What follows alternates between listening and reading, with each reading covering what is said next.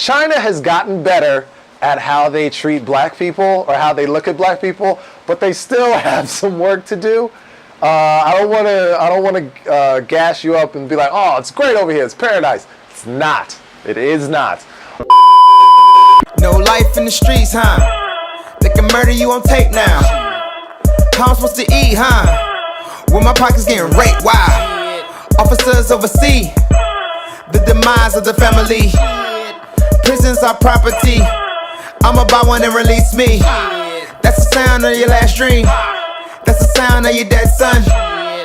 How he only 12, but you saw him and he had a gun? I am Lionel Donovan III. I am a social media correspondent with CGTN, or former social media correspondent with CGTN, and I have lived in Beijing and Wuhan.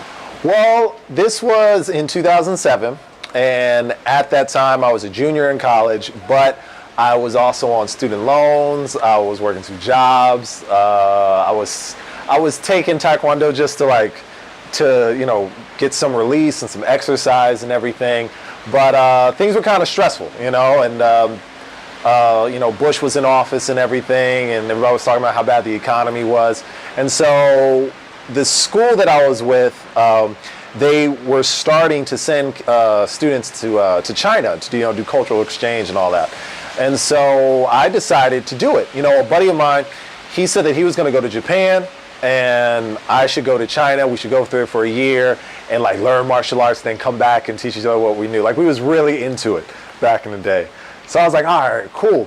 And so I went, and I just never came back. That's kind of what happened, because the school that I went to, they said, we'll give you a scholarship if you stay. And that was the Confucius scholarship that they got. And I was like, yeah, I'll stay for that. I told my family, and they were like, hey, I got this scholarship offer. What y'all think? And they're like, yeah, you should definitely go, because the economy was still on everybody's mind, how bad it was and everything. And I told my school, I told my advisor, I was like, hey, there's a scholarship, what you think? He's like, I think you should stay, because you ain't got nothing for you out here, player. So yeah, I ended up staying, and that's coming here for the Kung Fu and everything. That's what attracted me, but the opportunities, that's what's kept me here. I got my job actually because there was already an opening in that department. I was originally hired to work in news gathering for the English channel, and that basically required me to edit scripts, to do voiceover work, things like that, to kind of help around the newsroom. And then I felt like I wasn't really being fulfilled in that position, and I heard through the grapevine that there was open positions in the digital media department and social media. And so I met the person in charge of that division, and I asked if I could transfer over, and she was cool with it. So I ended up moving over there. We have editorial meetings. There would be times when different producers and directors would all come together, and they would pitch the story ideas that they had for the day. And the channel directors, they would come down and they would say, all right, these are the main stories that are happening. So if there was a terrorist attack, or if there was a major accident or an earthquake or something like that, those would be where we would put most of our focus.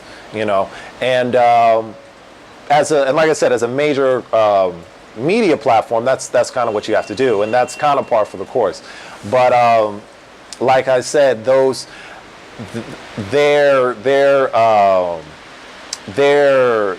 approach to things, and their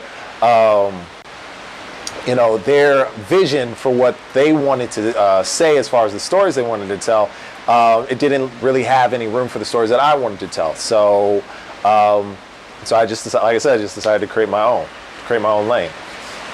Well, like I said, I was in Wuhan for 3 years because I was actually studying down there, and I ended up graduating from a university in Wuhan. And then from there, I found a job in Beijing at a small, privately owned TV network, or an online network.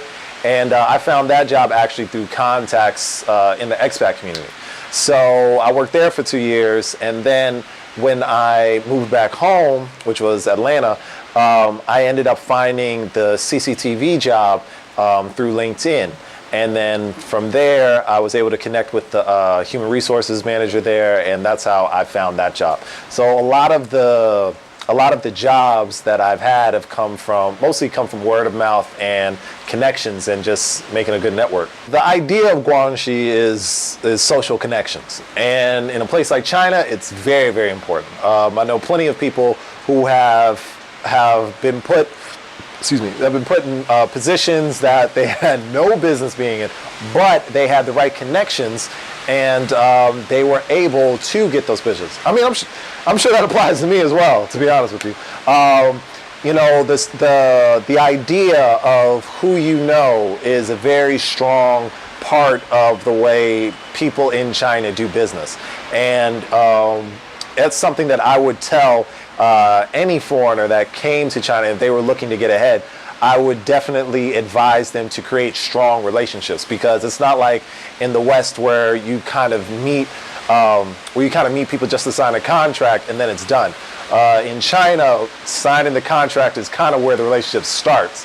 You know, it's really more important to make those connections and to establish Guangxi, because that's really what's going to grease the wheels if you decide to move forward here. The idea of No Name Podcast came out of a desire to tell stories that I thought were important. You know, you work at a place like CCTV or CGTN now, and it's a very large media organization, very, very large platform. But there's a certain story that they're trying to tell, you know, and I completely understand that. But there are also stories that I wanted to tell that I thought was important to me and my community, but I wasn't able to tell those stories at the platform that I was working in. So myself and my lady at the time, we decided to come together and create our own platform, and that's really that's really how it started, because she actually worked in media at the time too, and she felt the same way. You know, so we decided to start this up, and I'm very happy that it's, you know, grown the way it has. I didn't think that it would get to this level, but I'm very humbled that it has. I wouldn't say my favorite one, but one of the ones that I really like is the one that I've done with. I always like to interview people that are smarter than me, and I always like to interview people that I can learn something from. So. There was an anchor named Clint Deloach. He was a very good interview. He actually works at CCTV and CGTN, and he was an anchor. And not only was he working in China, but he also worked in CNN for 20 years.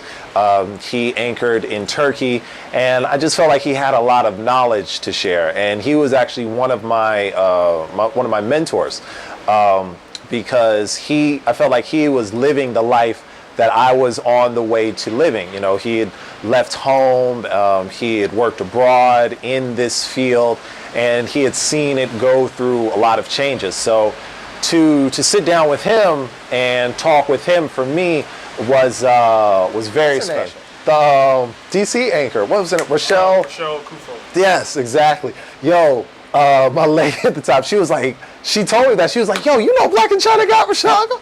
And I was like, what? And I had to type it up. Yeah, that was tight. That was a good one. That was the one I was jealous. I was like, damn, that was a good look. Well, outside of, you know, professional opportunities and studying here, I've also had a lot of opportunities to travel. Since I've been here, I've been to Laos, Philippines, Malaysia, Cambodia. You know, then these are places that I never really thought that I could go before, while I was living in the States, because Asia, at that time, Asia just seemed so foreign to me. You know, it was just so exotic, like it's literally on the other side of the world. So, you know, I had those opportunities. I had opportunities to meet people from all over the world. Atlanta's a pretty, global city, but I was never exposed to this many different kinds of people on a daily basis. So those are the main opportunities that I think are most important to me. Being able to travel and being able to meet so many people from around the world. I feel like being from Atlanta does inform my approach to blackness differently than other people, and it's not something I really realized until I really sat down and talked with people that aren't from Atlanta, which is kind of interesting. Like for me, being in Atlanta, I've always seen black people especially, doing all different kinds of things. Like, black people are golfing, they skiing, they skating, they're in government, they're in finance, like there's all these kinds of things. They're building businesses together, they're going to school together, like all this stuff, So I've seen rich black, I've seen poor black, educated, all across the spectrum. And I didn't realize how special that was until I met other people who didn't grow up in that kind of environment, And I think it does influence, my blackness, because I feel like not only are more things possible, but they're very much attainable, and they're not nearly as far reaching as we think, as some people might say they are. Like sometimes I'll hear people talk about, black people just need to move away and we need to start our own businesses and go open our own stores and all this stuff. And I'm like, or you could just move to Stone Mountain, because like we're doing that. You know what I'm saying? So, but at the same time, there are things going on in Atlanta. There are issues that we need to deal with. But sometimes I feel like we're a bit ahead of the curve in a way. And somebody actually did break it down to me.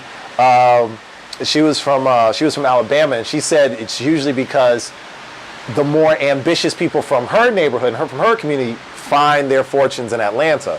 So I do kind of feel like the more ambitious of us end up in places like Atlanta. So maybe I'm just spoiled. Are your parents from Atlanta?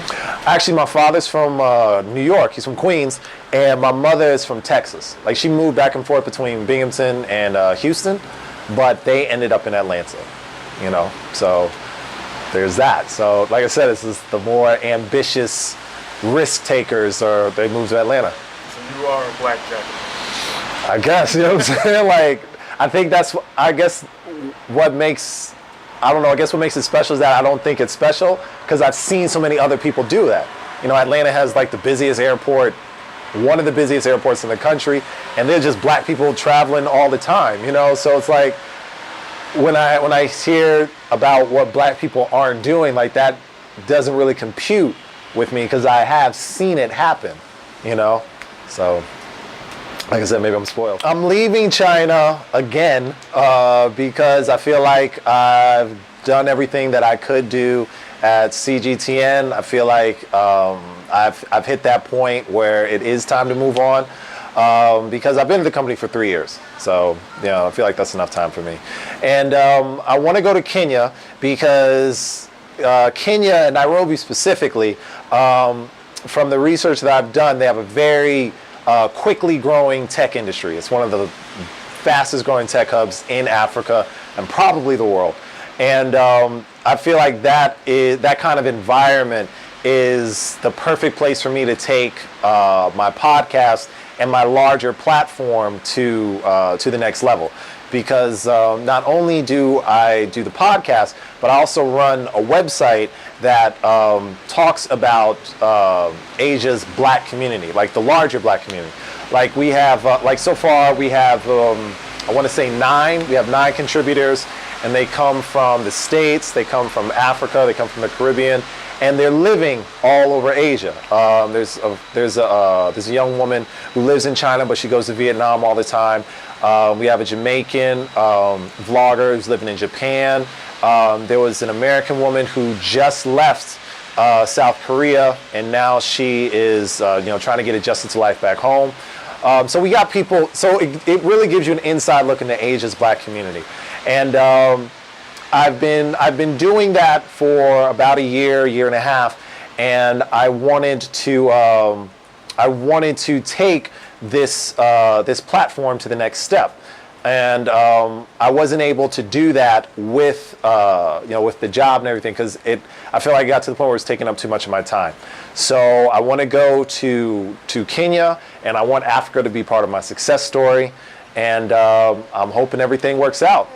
The ultimate goal, to be honest, is to have my own platform, is to have my own media platform, my own organization, and I want it to be on par with something like Vice, or not really not the content of BuzzFeed, but definitely the reach and the name recognition.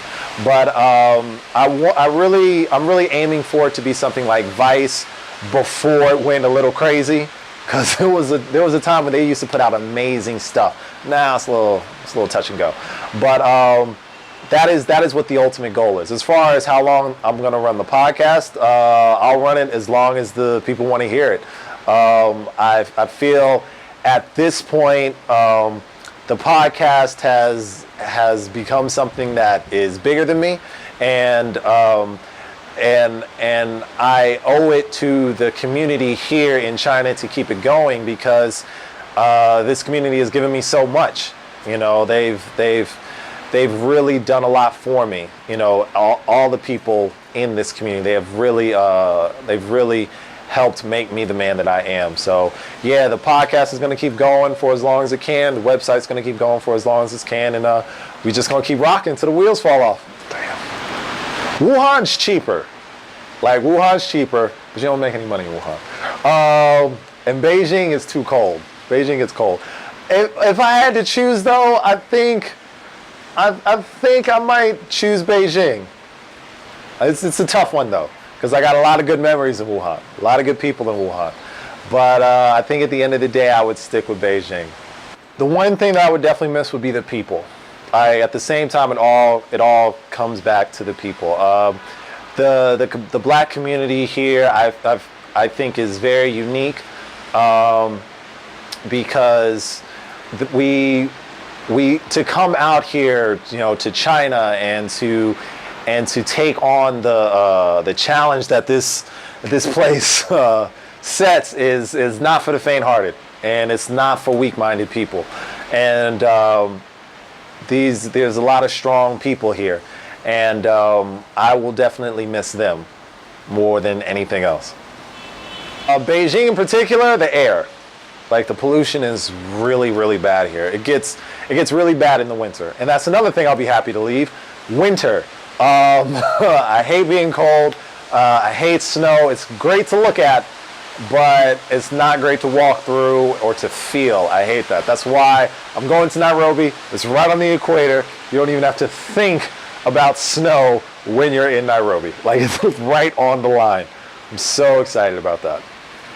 I would just say, if you ever have any thoughts about traveling, you should take them. Life is not short. Life is very, very long, and that life will be even longer if you got to deal with regret. So if you have the passion to travel, like if that's something that's in you, that's something you should definitely explore. China is an amazing place. I've said before that China, the only way to really describe China is awesome, but in the classical sense of the definition, like, this place is truly awe-inspiring. You will learn a lot about yourself, and you will learn a lot about the people that you bring with you, or the people that you surround yourself with.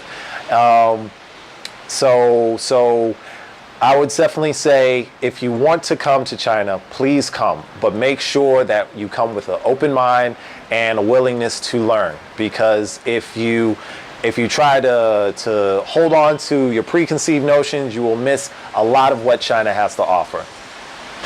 Hey y'all, thanks for checking out this episode of Black in China. This is Lionel Donovan, also known as Mr. Bizu, and I'm telling y'all to check out the No Name Podcast, which you can find on SoundCloud and Mixcloud under No Name Podcast. You can also follow us on Twitter and Instagram at NNP Nation. NNP Nation. Check them out. We got some great shows there. We got some great podcasts and some great people. And like I was saying earlier, I'm gonna be going to Nairobi. So follow the hashtag NNP in Nairobi to get the latest updates on what I'm gonna be doing there and follow my crazy adventures in Nairobi.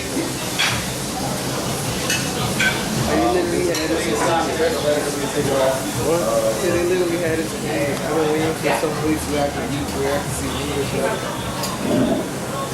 Yeah, I got to as soon as I get the number, I'm waiting for it.